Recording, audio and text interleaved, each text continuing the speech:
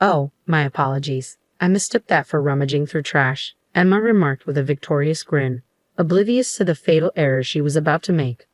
I go by Sally, 32 years young, employed as a seamstress within a bustling TV and film studio.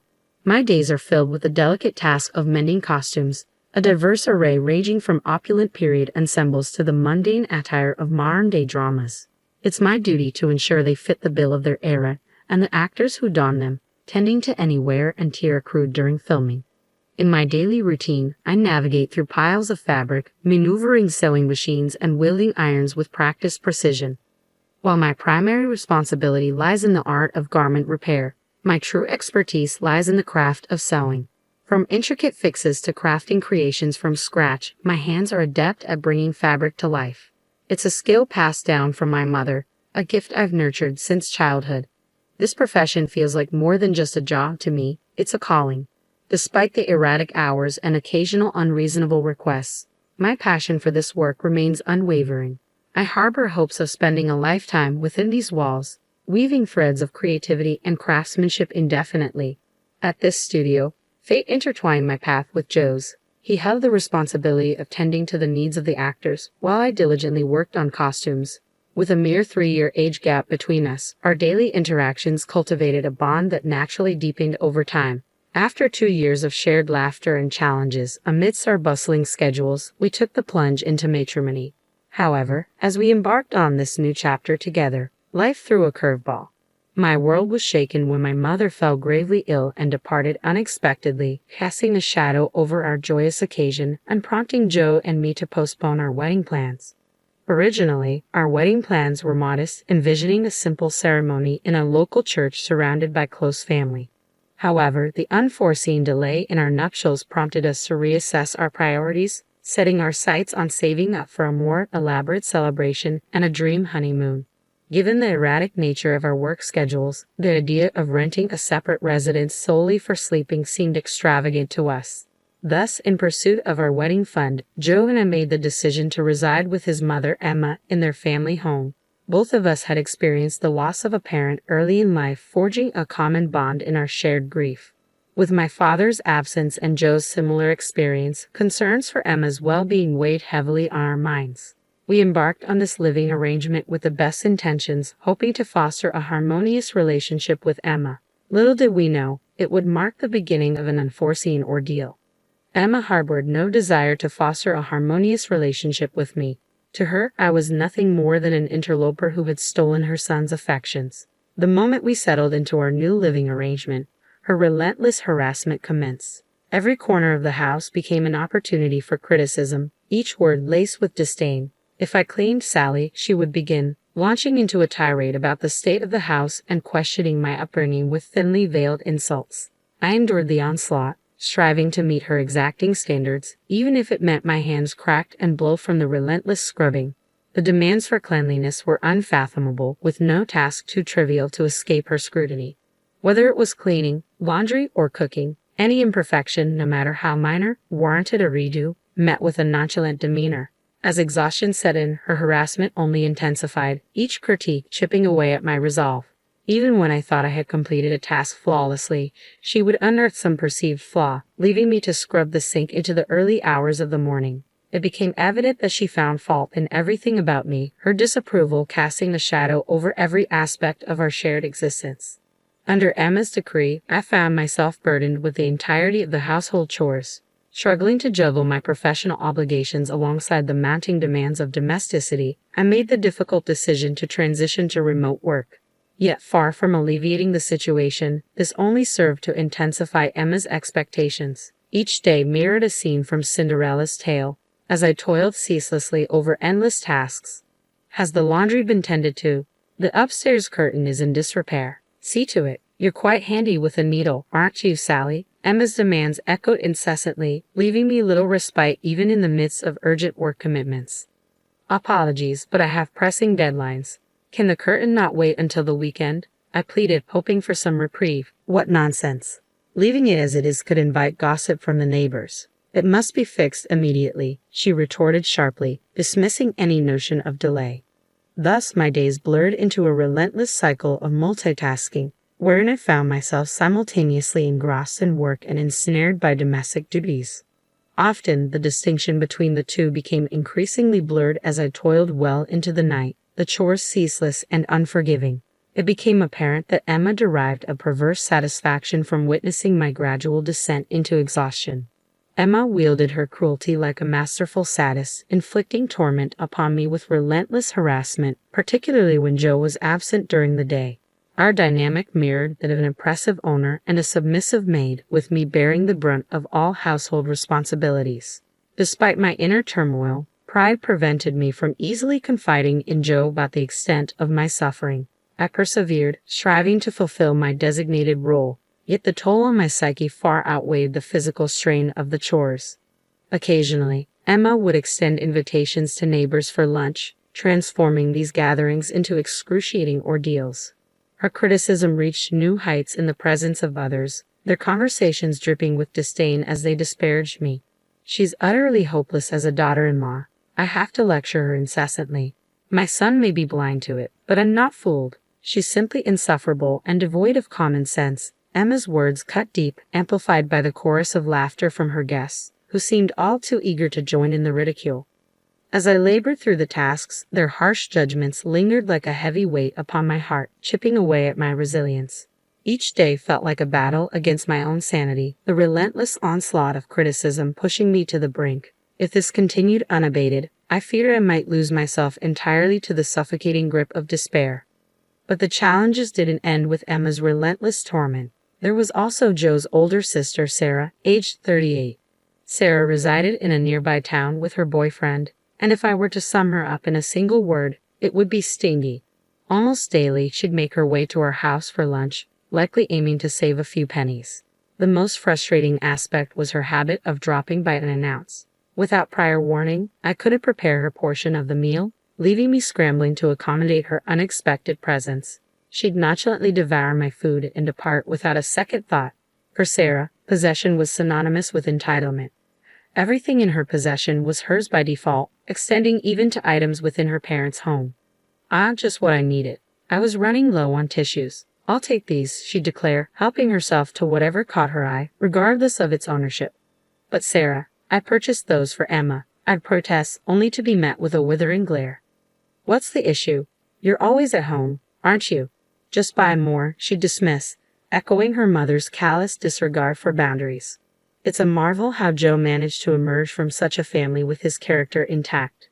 However, the greatest inconvenience arose when Sarah would pilfer ingredients meant for dinner without a word of permission. Each time, I'd be forced to abandon my chores and rush out for yet another shopping trip, disrupting the delicate balance of my already tumultuous existence. One day, I reached my breaking point. Sarah, could you please give me a heads up before taking anything? I mustered the courage to confront her. Little did I know, she promptly relayed the incident to Emma. Have you forbidden Sarah from visiting us? Emma interrogated, her accusatory tone slicing through the air. What? No, I never said that, I clarified, taken aback by the accusation. So, you're suggesting Sarah's fabricating stories? Emma's words hung heavy in the tense atmosphere, leaving me trapped between Sarah's deceit and Emma's vindictiveness. Enduring Emma's cruelty alone was a torment, but when compounded with Sarah's falsehoods, the mental strain became unbearable. One day, as I walked past the room where they conversed, their voices carried enough for me to catch their words. It's as if we have our very own maid. Isn't it wonderful? I'm envious. Send her over to my place as well, Sarah remarked, her tone laced with mockery. A maid? Am I not your daughter-in-law? I interjected, unable to contain the hurt and indignation welling within me. Though I had silently accepted the role of a maid, hearing it vocalized pierced me to the core. In that moment, something deep within me snapped. That evening, I mustered the courage to bare my soul to Joe. I've reached my limit. I've endured Emma's torment for as long as I can bear. Please, I need to find a way out of this situation. After a solemn pause, Joe's response was unexpected yet welcomed. All right, we've managed to set aside enough funds. Let's make plans to move out soon. Truly, I'll begin searching for a new place immediately, I exclaimed, tears of relief cascading down my cheeks. Unbeknownst to us, Emma was lingering just beyond the threshold of our room, overhearing our conversation. Little did we realize this moment would set in motion a series of peculiar events, unraveling in ways we couldn't have foreseen. From that pivotal day forward, the once dreary days began to gleam with newfound hope. I harbored a singular aspiration to craft my own wedding gown, a masterpiece born from my expertise in sewing. Inspired by our conversation, brimming with determination, I wasted no time in placing a substantial order for fabric online. With unwavering resolve, I resolved to channel all my energy into bringing this dream to fruition. That was my newfound purpose, my unwavering commitment. I began crafting the dress in secrecy within the confines of my room, away from the prying eyes of Emma and Sarah. However, one day Sarah, known for her unannounced visits, stumbled upon my work in progress. "What's this? A dress? It's lovely to have something of your own," she remarked, inspecting the fabric with interest. "Sally, I'm tying the knot in 2 months. Could you fashion my dress as well?" she requested, her tone casual yet expectant. "Truly. Well, renting seems like a frivolous expense. I aim to keep our wedding costs low, you know. So please," she added, her trademark thriftiness evident in her plea. Although hesitant, I relented, agreeing to undertake the task on the condition that she cover the material expenses. After all, it was quintessential Sarah, always seeking ways to pinch pennies. I began by crafting Sarah's dress, prioritizing her requests over preparations for our own wedding, which was still some time away. Sarah, however, made a curious request. "Keep this between us. Don't mention it to Mom." It became apparent she intended to deceive Emma, pretending to rent the dress while seeking financial aid from her. Whatever she paid me for the materials, she was determined to recoup, showcasing a level of frugality that bordered on impressive. I confided in Joe about the situation, hoping for guidance. His response was unsurprising yet disheartening. Once Sarah sets her mind on something, she rarely wavers. "I know it's a lot to ask, but if you could make the dress for her, it would greatly assist us," he admitted, his tone tinged with resignation.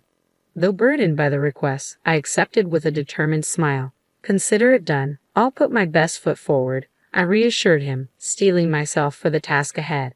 The prospect of being compensated for my efforts provided a much-needed source of motivation. I viewed it as an opportunity to refine my skills, all while saving on materials for my own wedding dress. Additionally, there lingered a glimmer of hope that this endeavor might foster a better rapport with Sarah. With this in mind, I dedicated myself to the task of dressmaking, squeezing it in between my household duties and primary job. Even Emma seemed to take notice of my newfound focus, occasionally casting curious glances into my workspace. As Sarah's wedding day rapidly approached, the dress I had been tirelessly crafting neared its completion. Then, unexpectedly, Emma paid a visit to my room wearing a smile. "You've been working diligently again today. Aren't you feeling exhausted?" she inquired, her sudden shift in demeanor leaving me unsettled. "Indeed, a little tired," I admitted cautiously, unsure of her intentions. "I'll brew some coffee. Why don't you take a break?" she suggested, her offer catching me off guard. "Really?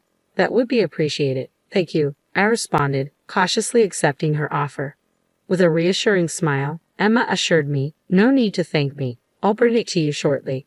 Grateful yet wary of this unexpected act of kindness, I watched as Emma left the room, her humming leaving me with an inexplicable sense of unease.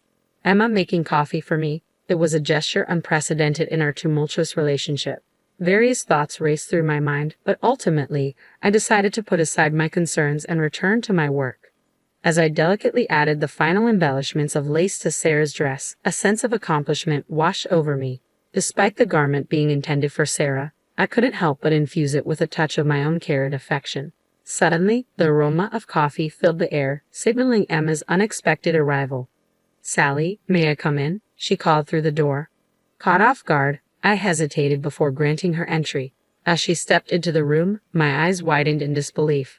Emma bore a tray overflowing with cups and saucers, each brimming with coffee. "Emma, wait, this wasn't just for two," I protested, noticing the excessive quantity of beverages. With a clumsy movement, Emma attempted to maneuver further into the room, causing the tray to teeter precariously. In a moment of panic, I reached out to steady her, but it was too late. The tray slipped from her grasp, sending cups crashing to the ground and coffee splattering in every direction.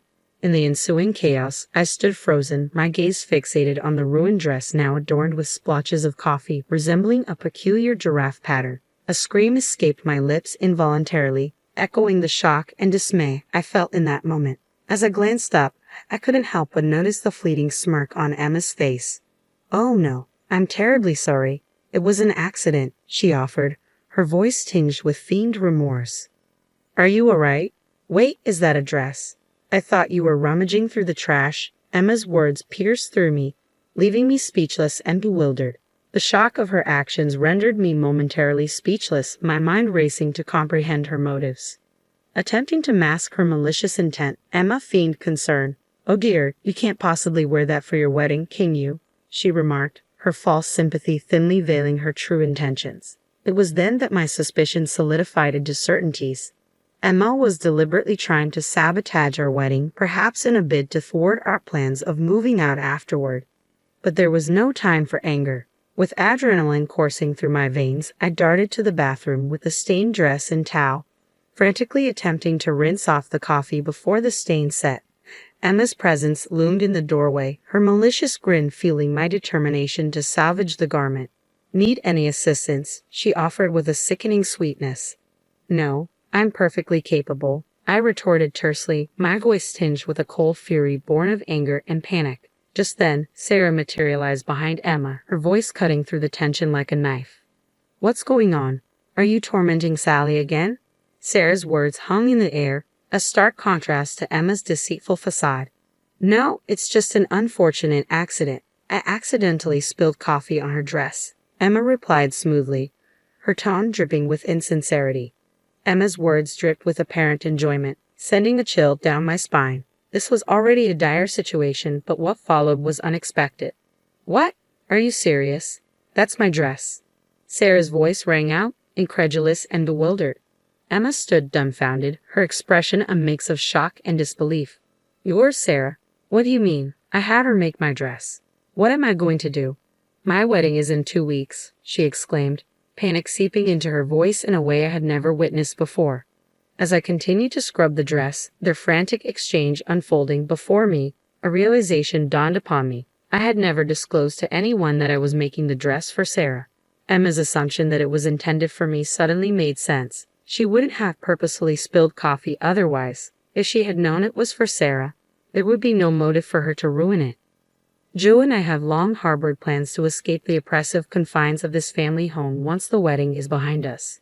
In Emma's eyes, I've forever been the interloper, the thief cat who dared to snatch away her beloved son. The idea of her son being whisked away by someone she deems a mere maid is unbearable to her. In her mind, sabotaging our wedding seemed like a desperate attempt to anchor her son to home. Such petty and vindictive thoughts birthed her bizarre actions. Sarah's fury erupted like a storm, her accusatory words aimed squarely at Emma. "How could you? Everything is ruined. I can't believe my own mother would sabotage my wedding. I'm truly sorry, Sarah. Please find it in your heart to forgive me. I had no idea it was your dress. You don't think I would intentionally do such a thing, do you?" Emma's voice quivered with genuine remorse as she finally revealed her true feelings.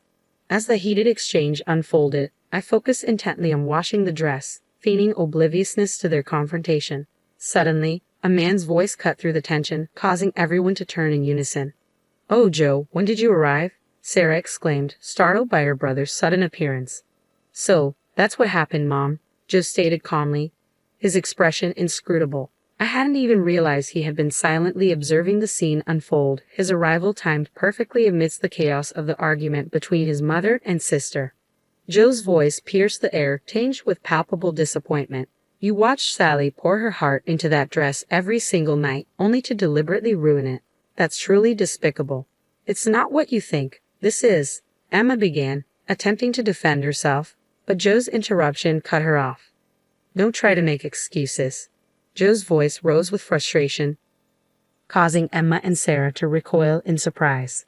Emma, in particular, seemed stunned by her son's rare display of anger, a stark departure from his usual demeanor. Maintaining his composure, Joe continued, his tone heavy with sadness. "I'm deeply disappointed, Mom. Sally endured your mistreatment all this time, hoping that one day you might change. She did it for my sake, because you're my mother." As Joe's words resonated through the room, a surge of emotion welled within me, threatening to spill over as tears. I had once misconstrued Joe's demeanor as indecisive and overly deferential to his mother, But now I witness a man steadfast in his determination to defend the woman he loved. Joe's unwavering stance, though perhaps unexpected, ignited a renewed admiration within me, reigniting the flames of my affection for him. Addressing Emma with unwavering resolve, Joe pressed on. "This is where we stand, Mom. I can't simply overlook what's happened. I'm sorry, but Sally and I will be leaving this place as soon as possible. I intend to stay until the wedding for your sake, but I cannot prolong our stay any longer." Though it was just a dress this time, who's to say what the future holds? Sally could be in danger next time, and by then, it might be too late.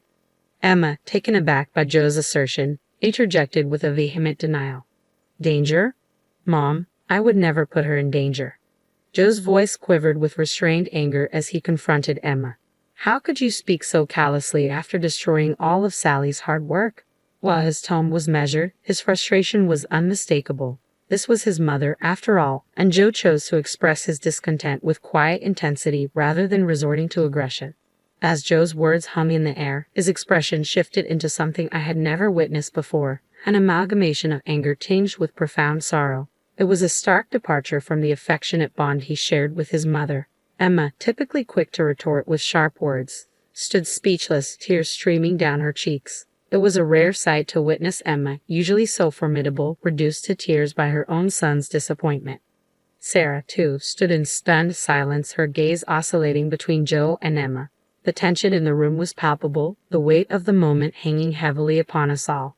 Later, Sarah made the difficult decision to cancel her wedding, realizing it was too close to the date to proceed amidst the turmoil within their family. Sarah was resigned to the fact that she wouldn't be receiving a refund. And not to blame. Emma was the one who footed the bill, she reasoned, her tone resigned. In Sarah's eyes, at least she wasn't losing any money, but the situation weighed heavily on Emma. It seemed that Emma was finally beginning to grasp the gravity of her thoughtless actions, which had spiraled out of control. The shock of being reprimanded by her son had left her visibly weakened. However, the fallout extended beyond the confines of our household. Sarah's abrupt cancellation of the wedding incensed her boyfriend and his family. The strain on their relationship became untenable, ultimately leading to their breakup. Sarah placed the blame squarely on Emma for the dissolution of her relationship, and the accusations continued to echo long after. After we departed from the family home, Emma's calls occasionally came, often with a request for money. It became evident that one of her reservations about our leaving was financial. While we lived together, we contributed to household expenses, but Emma solely relied on her pension for income. It seemed her financial assistance had become a crutch for her. Each time Emma reached out, Joe stood firm in his refusal. "Mom, why not find work? There are opportunities out there. We all need to stand on our own feet. Please let us move forward independently," he urged, his words laced with a sense of responsibility. Despite Emma's pleas to avoid abandonment, Joe remained resolute. His unwavering stance seemed rooted in a deep-seated sense of duty. Eventually, Emma found employment as a janitor, a role that strangely suited her penchant for cleanliness, eliciting a hint of irony. Following her breakup and departure from her previous living arrangement, Sarah returned to reside with Emma. However, she ceased working altogether, relying solely on Emma's part-time income and pension. Upon seeing her again, I couldn't help but notice a striking change. Sarah was nearly unrecognizable, having gained a significant amount of weight. Joe and I have found solace in our new apartment, reveling in the tranquility of our newfound happiness. Gone are the days of snide remarks and sarcastic jabs. Our life together now is a blissful contrast to the dysfunction of our past in that family home. With a date set for our wedding, we've opted for an intimate ceremony, inviting only close friends and colleagues. Emma and Sarah, both grappling with their own struggles, won't be on the guest list. We've chosen to keep our celebration free from disturbances as they brought their isolation upon themselves. As preparations for the big day commence, I've begun crafting a new dress, a symbol of fresh beginnings and the beauty that awaits. This gown will be a testament to resilience far surpassing the one marred by a giraffe-like pattern.